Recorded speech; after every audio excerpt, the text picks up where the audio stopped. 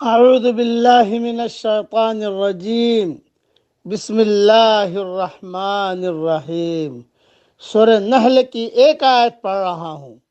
واللہ اخرجکم من بطون امہاتکم لا تعلمون شیئا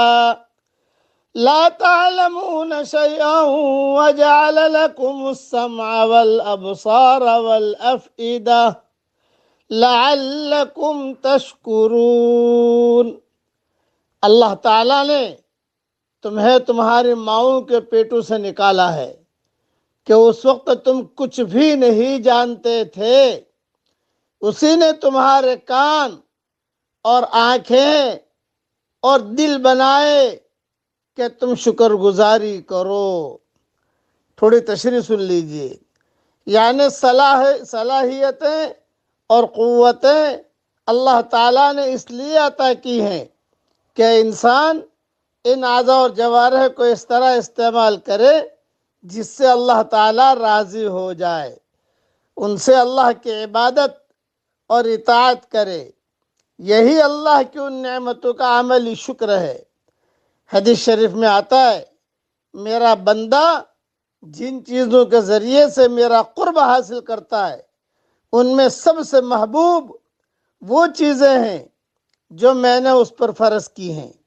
علاوہ ازیں نوافل کے ذریعے سے بھی وہ میرا زیادہ قرب حاصل کرنے کی کوشش کرتا ہے، حتیٰ کہ میں اس سے محبت کرنے لگ جاتا ہوں، اور جب میں اس سے محبت کرنے لگ جاتا ہوں تو میں اس کا کان ہو جاتا ہوں جس سے وہ سنتا ہے، آنکھ ہو جاتا ہوں جس سے وہ دیکھتا ہے، ہاتھ ہو جاتا ہوں جس سے وہ پکڑتا ہے، پاؤں ہو جاتا ہوں جس سے وہ چلتا ہے، اور اگر وہ مجھ سے سوال کرتا ہے تو میں اسے دیتا ہوں، اور مجھ سے کسی چیز سے پناہ طلب کرتا ہے تو میں اسے پناہ دیتا ہوں۔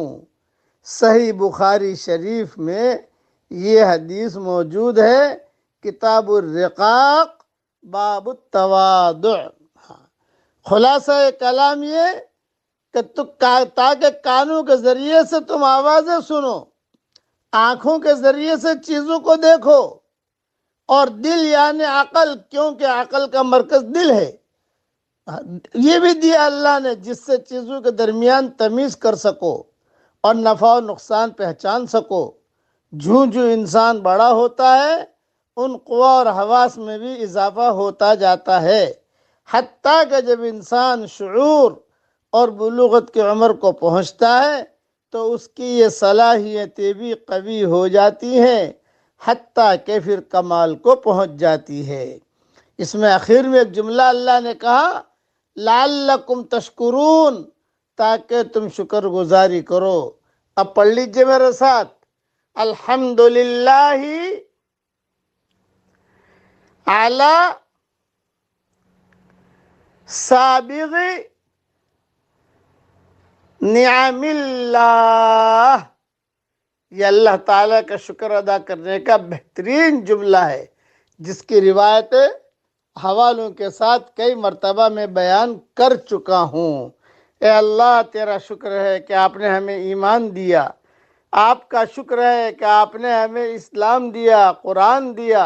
اے اللہ اب اپنی محبت بھی ہمیں عطا فرما، ہماری آنکھوں میں تیری محبت کا سرما لگا دے۔ آمین۔ وآخر دعوانا ان الحمدللہ رب العالمین۔